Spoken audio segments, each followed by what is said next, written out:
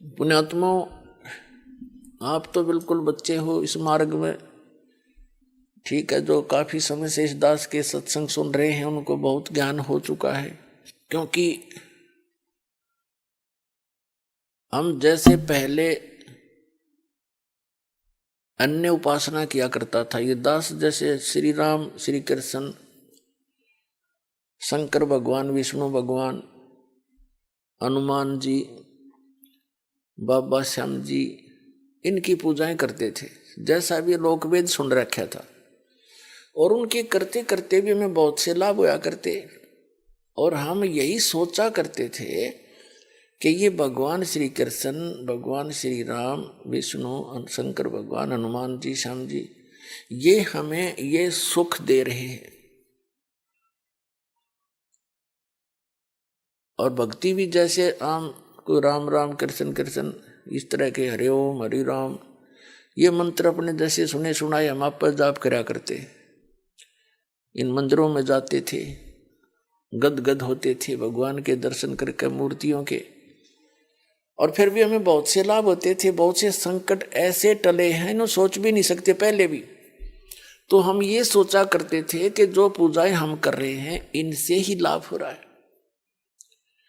अब इस परमात्मा की तत्व ज्ञान रूपी रोशनी में अब दिखाई दिया कि नहीं, वो हमारा केवल प्रारब्ध ही चल रहा था और वो परमात्मा पूर्ण ब्रह्म कबीर साहब ही हमें सब कुछ कर रहा था। फिर भी वो साथ ही था हमारे। पुण्यात्मा, एक मोटा सा उदाहरण है। कहते हैं सौ छल छिद्र मैं करूं अपने जन के काज। जैसे आपने द्रौपदी का उदाहरण सुना होगा। आपने केवल इतना सुन रखा है कि द्रौपदी का चीर बढ़ा दिया श्री कृष्ण जी ने। श्री कृष्ण नहीं बढ़ा सकता एक तिल भी, श्री कृष्ण का तो कोई औकात ही नहीं। कहते मासा घटे ना तिल बढ़े, विद ना लिखे जो लेख। और सच्चा सतगुरु मेट कर ऊपर मार दे मेख।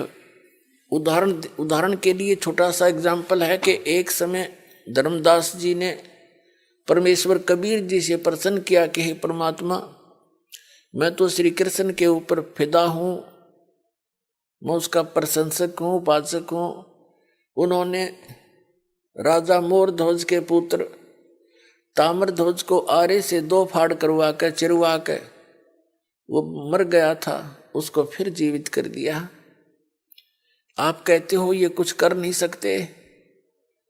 परमात्मा ने कहा कि धर्मदास और थोड़ा सा आगे भी सोचो। जिस समय महाभारत का युद्ध हुआ और अभिमन्यु की मृत्यु होगी, सुभद्रा पुत्र अभिमन्यु, सुभद्रा श्री कृष्ण की बहन थी और अभिमन्यु उसका सगा भांजा था। सुभद्रा रो रही थी, पांडवों का कुल नाश हो रहा था। श्री कृष्ण रो रहा था और श्री कृष्ण अभिमन्यु को जीवित नहीं कर सका। और वहां मोरध्वज के पुत्र को जा पंगा लिया, उसको चीर कर जीवित कर दिया। तो वहां उसको क्यों ना जीवित किया? धर्मदास जी कहने लगे, भगवान आप ही बताओ, ये तो हमारे बुद्धि कभी काम ही नहीं करी ऐसी। तो परमात्मा ने कहा कि ये जैसे मोरध्वज के पुत्र ताम्रध्वज की आयु शेष थी,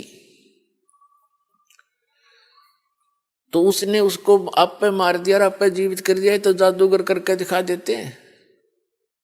लेकिन अभिमन्यु को क्यों नहीं जीवित कर सका? क्योंकि उसकी आयु शेष नहीं थी। ये एक श्वास भी नहीं बढ़ा सकते। और परमात्मा कहते हैं जो हमारी शरण में आ जाएगा उसकी आयु जब चाहेगा जब मौत देंगे उसको। मौत क्या, उसको जीवन देंगे, सतलोक में वास करा देंगे। रहना चाहे जब तक यहाँ रहिए, भक्ति करिए, नियमित रहना। हम वो शक्ति हैं, कबीर साहब ने कहा धर्मदास को।